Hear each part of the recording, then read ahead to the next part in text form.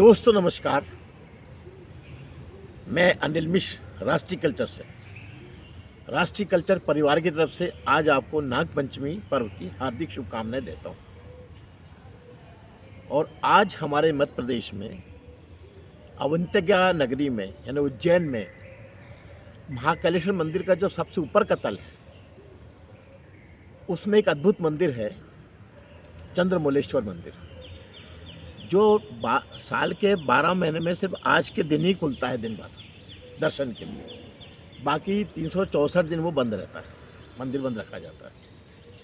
तो आज सुबह 4 बजे से लोगों ने उसके दर्शन भी किए। तो आज नाग पंचमी का जो सबसे बड़ा जो महत्व है वो मैं आज उसके ऊपर अपन चर्चा करेंगे। और ये हमारा बहुत बड़ा दुर्भाग्य है कि नागों को हमने अपना दुश्मन माना, जबकि नाग जैसे मित्र आपको कम मिलेंगे। हाँ ठीक है, हर जाति में कुछ ऐसे नटुरिस्ट सर्प भी रहते हैं, नटुरिस्ट जाति व्यक्ति भी रहते हैं। तो इसमें जैसे जो तक्षक जो नाग हैं, तक्षक नाग को माना जाता है कि मायावी नाग तक्षक नाग। महाभारत में जैसे अपन ने जो देखा कि खंडप्रस्थ में पांडवों ने बाद में जो अपनी नगरी बनाई, तो वो तक्षक परिवार ने उसमें उनके नाग जो जितने वहाँ फैले हुए थे, तो तक्षक ने जो है वो सब खंडप्रस्थ को साफ किया था अपनी अग्नि से। तो मायावी सांप में तक्षक का नाम आता है। और देवत्य नाग में शेष नाग, वासुकी, ये सब नागों का उल्लेख आता है।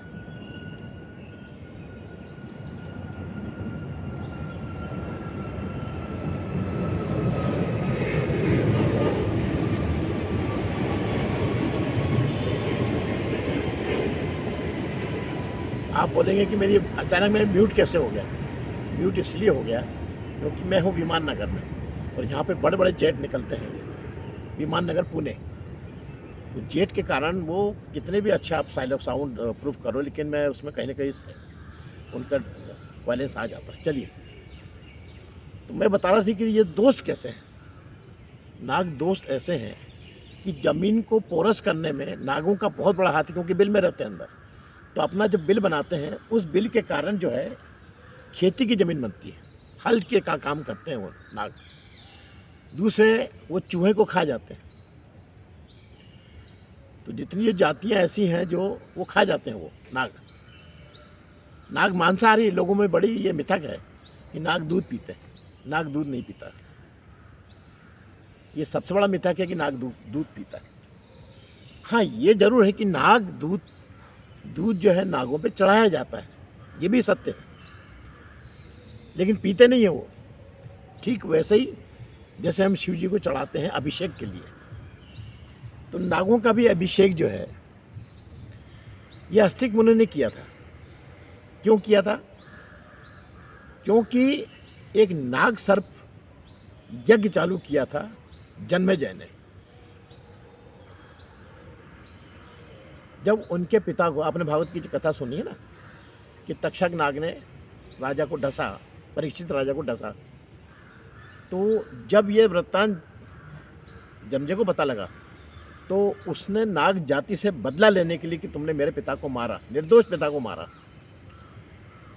उसने एक सर्प यज्ञ किया। और जितने उस समय के जो बड़े बड़े विद्वान थे, तांत्रिक थे, और उन सबको बुलाया।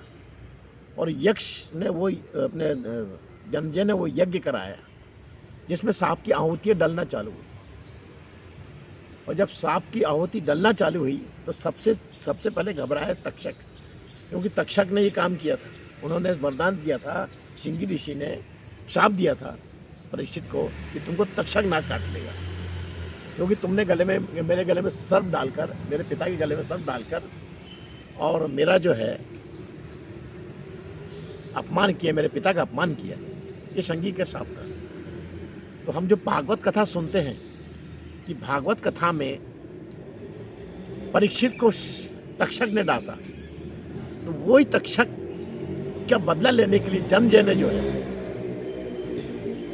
एक विशाल सर्व यज्ञ का आयोजन किया और उसमें जितने सर्व जितनी भी माल जातियाँ उसको मिली उसकी आहुति देना शुरू किया। और तक्षक जाति, इससे नाग जाति में एक जो घबराहट हुई और तक्षक जाके इंद्र के सिंहासन में लपट गए।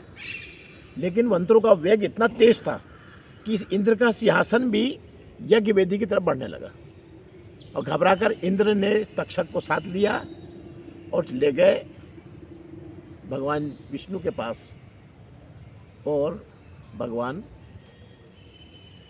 शंकर जी के पास, ब्रह्मा जी के पास। उन्होंने भेज दिया मनसा देवी के पास। मनसा देवी जो उनकी पुत्री थी शिव जी की, और वासुकी की जो है, वासुकी की उन्होंने अपना गोद ले लिया था मनसा देवी को, जिनका मंदिर हरिद्वार में। और मनसा को उस दायित्व सौंपा कि भाई ये तुम जो है इन लोगों को समझौता कराओ, नाग जाति नष्ट नहीं होना चाहिए। तो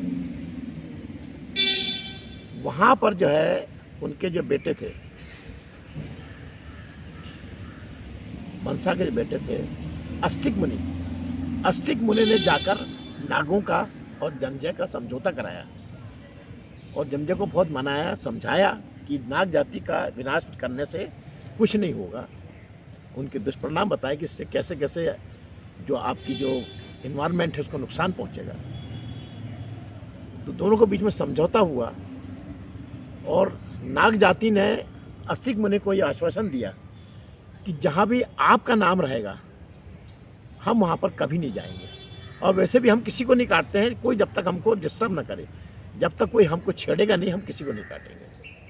इसलिए ना कभी किसी को काटता नहीं। जब उसके पूंछ पे पैर रखोगे, जब उसको परेशान करोगे, वो आपको देख के भगता है। कोई भी नाग जाति का नाग के भगकर और छुपने की कोशिश करता है, और हम डर के मारे उसको मार देते हैं। तो अस्तिक मुनि का ये जो उन्होंने जो उनको वर दिया नाग जाति ने कि भाई आपका जाम ना जाएगा, इस वहाँ पर हम नहीं आएंगे। तो आप देखिए कि भारतवर्ष के हर किसान ने, उनके हर खेत खलियान में, उनके घरों में ये बरसात का श्रावण का सीजन के चालू होने के पहले ही, ज्येष्ठ और आषाढ़ के बीच से ही वो हर जगह लिख देते हैं अस्ति मुनि के आने। घर में, बंडों में, जहाँ अनाज रहता है, खेतों खलियान में, सब जगह वो लिखते हैं अस्ति मुनि की आन। और जैसे ही वो अस्ति मुनि की आन लिखते हैं तो ऐसा माना जाता है कि वहाँ सांप जाति फिर नहीं आती। अस्तिक मुनि का एक इतना महत्व है, इतना उनका मान है उनके नागवंश में कि वो उसके बाद वहाँ सांप नहीं आते हैं। या आज भी ये मिथक या ये परिमिथा कह लो या परंपरा कह लो या वो विश्वास आस्था आज भी सब लोगों में देखने को मिलता है। गाँव की कहीं भी घरों में जाओगे तो आपको मिलेगा, और कुछ कुछ शहरी वंशों में, शहरी में भी मिलेगा आपको। क्योंकि जो नाग जो है, नाग को क्या है, जैसे मैंने आपको बताया था कि देवशैनी 11 से गुरु सत्ता चालू हो जाती है और विष्णु जी योग निद्रा में चले जाते हैं। तो गुरु सत्ता में ये समय जो दिया है आज ये गुरु नाग गुरुओं को दिया है समय कि आज की सत्ता आप समझिए।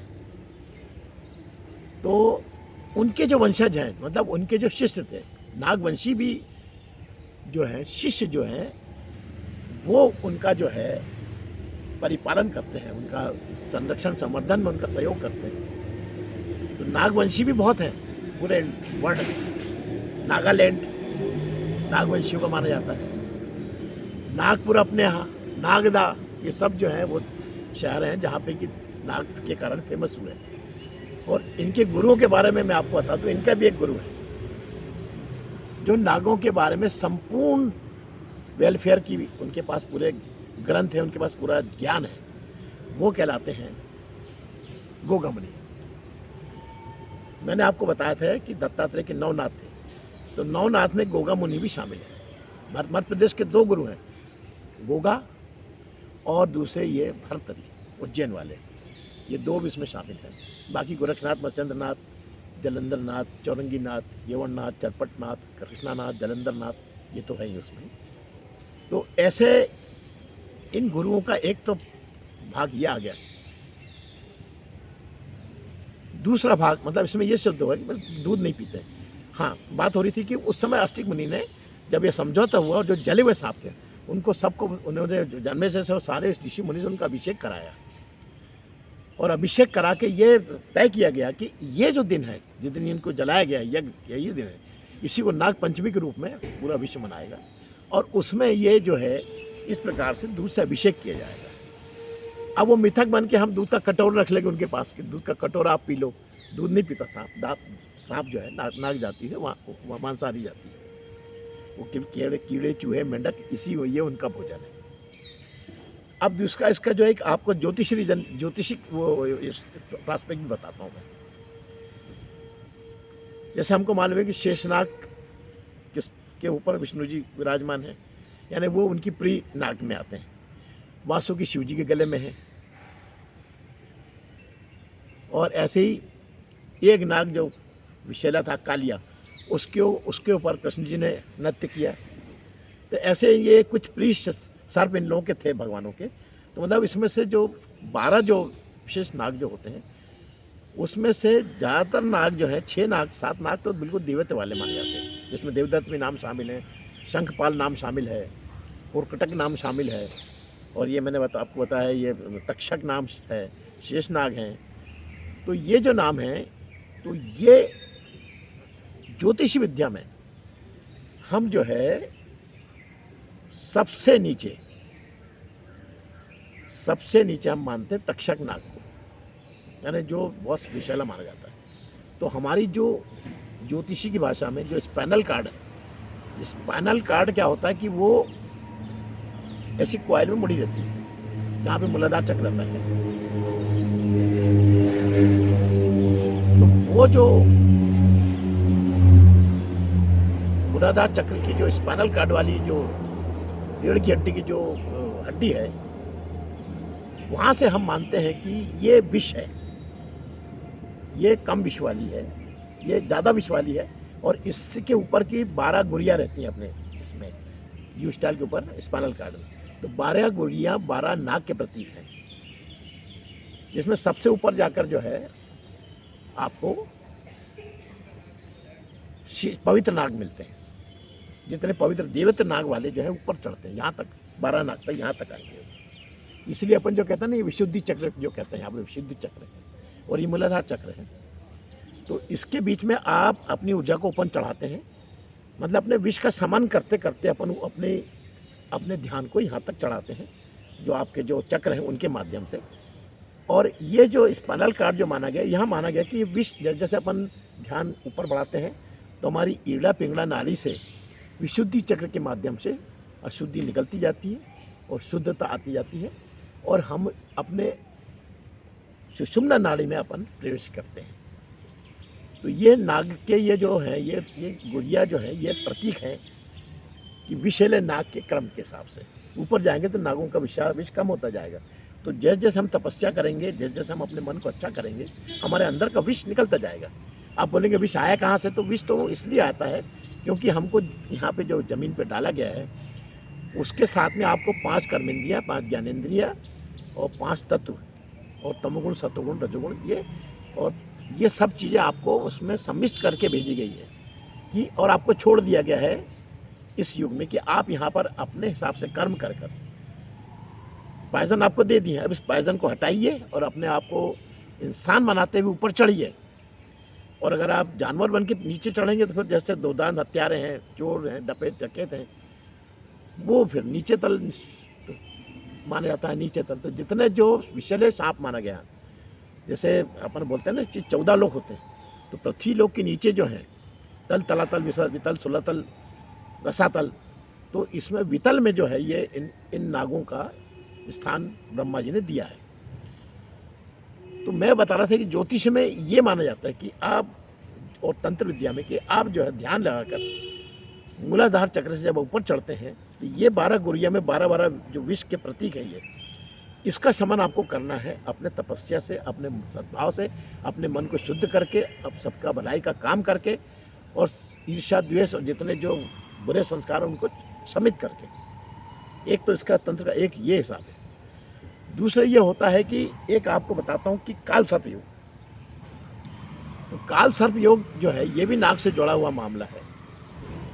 हम अपने पितरों की जो विरासत है उस पर अपना अधिकार बताते हैं कि ये प्रॉपर्टी में मेरी पैतृक है, इसका मैं वारिस हूँ। तो तंत्र विद्या में ये माना जाता है कि अगर आप उनके वारिस हैं तो केवल अच्छे कर्म के अच्छी चीज़ों के नहीं हैं, उनकी अच्छी बुरी सभी चीज़ों के आप वारिस हैं। तो हमारे अगर वंश में, ऊपर वंश में अगर कोई जमींदार था, कोई दुर्दांत अपराधी था, कोई चोर था, वो चक्का था, भाई तो संसार है, हमारे ऊपर पितर में हमने किसने क्या देखा, कौन है वो, जो उनको जो पाप जो लगे हैं उस पाप का एक अंश जो है, उस पाप का एक अंश वंशजों में आता है। यानी उस पाप को बांटने का जो भगवान ने जो दिया है कि आप अच्छे काम तो करो, प्रायश्चित करो, और साथ में जो कुछ भी आप विरासत जो आपने कमाई है उसके साथ में एक अंश आपका वंशजों में जाएगा, और उसी को कालसर्प योग कहा गया है। इसीलिए जब हम त्र्यंबकेश्वर जाते हैं तो त्र्यंबकेश्वर में हम जो योग 3 वहाँ पे पूजाएं होती हैं, नारायण बलि, नाग बलि और कालसर्प योग। तो अगर हमारे किसी ऊपर जो हमारे पितरों में, हमें नहीं मालूम, हो सकता है किसी ने कभी कोई हत्या की हो, या धोखे से हो गए, एक्सीडेंट में कोई मर गया हो, या उसने जानवर को, सांपों को मारा है, कोई शेर शिकार शौकीन रहते थे पहले शिकार करने के, तो ऐसे जिन्होंने जीव हत्या की है तो हम लोग मान के चलते हैं कि उन्होंने, उनके ऊपर जो दोष लगा है कालदर्श, नारायण बलि के नाम से एक पुतला बनाया जाता है मानव का, और मानव का पुतला बनाकर, आटे का पुतला बनाकर, और उसका दाह संस्कार कराया जाता है अपने द्वारा, अपने से कराते हैं। और ये कहा जाता है कि भाई कोई आत्मा अगर इनके कारण अभी भी तकलीफ में पड़ी हो तो हम आपका अंतिम संस्कार इस पवित्र जगह में त्र्यंबकेश्वर के साक्षी में कर हम आपकी मोक्ष की कामना करते हैं। तो इसको कहा गया है नारायण बलि। और जिनके हाथ से कोई जैसे सर्प जाति या कोई जानवर मर गया है तो उसके लिए करते हैं नाग बलि, इसलिए ऐसा ही नाग बनाया जाता है, और यही प्रक्रिया से उसका दाह संस्कार किया जाता है। त्र्यंबकेश्वर के मंदिर के बिल्कुल सामने ये प्रक्रिया होती है, सामने एक बहुत बड़ा एरिया बना है, ये होती है। और तीसरा, जिनके ऊपर बहुत जघन्य अपराध रह गए हैं तो उसको कालसर्प योग के लिए एक तीसरी महान पूजा भी होती, बड़ी पूजा भी होती है। और ये पूजा के लिए 3 दिन वहाँ आपको त्र्यंबकेश्वर में, नासिक के पास जो त्र्यंबकेश्वर है, वहाँ पे आपको उसमें रुकना पड़ता है। तो एक उसका मतलब तंत्र शास्त्र में भी कालसर्प योग होता है। तो नाग पंचमी के अवसर पर ये भी आप समझ लीजिए कि अगर आप विरासत अगर आपने वंशजों की ले रहे हैं तो उनका एक अंश पाप का आपको जरूर लेना पड़ेगा। पुण्य का भी मिलेगा, अगर वो अच्छे पुण्यात्मा है तो वो भी आपको मिलेगा, लेकिन एक पाप का अंश तो मिलेगा। यानी केवल यश ही यश नहीं ले सकते आप उनका, आपको उनके सम्मान का समाज में स्थान, उसका तो फ़ायदा मिलती, लेकिन अगर उनसे कोई अपराध हुआ है तो उसका भी आपको दुष्परिणाम भोगना पड़ेगा। तो ये आज मैं आपको नाग पंचमी के अवसर पर ये बहुत बढ़िया मैंने आपको चीज़ें कुछ बताई हैं। इसलिए नागों को अपना मित्र मानिए, कभी उनको शत्रु मत मानिए। और मेरा ये संदेश जो है, इस संदेश को आप दूर दूर तक देने के लिए इस चैनल को सब्सक्राइब करिए, राष्ट्रीय कल्चर को, बेल आइकन दीजिए। इसके लिंक को आप अपने व्हाट्सएप जितने ग्रुप है उसमें डालिए, फेसबुक पे डालिए, और साथ में ये लिखिए कि जो लोग पढ़ रहे हैं वो अपने ग्रुपों में डालें, अपने व्हाट्सएप ग्रुप में डालें। क्योंकि ये जो चीज़ें हैं जो मैं आपको बता रहा हूँ, ये बहुत कम लोग बताते हैं। इसका प्रचार प्रसार करके आप पुण्य कमाइए, क्योंकि हम एक इसमें एक संदेश दे रहे हैं कि जो नाग जाति जो है उसका संरक्षण करना जरूरी है।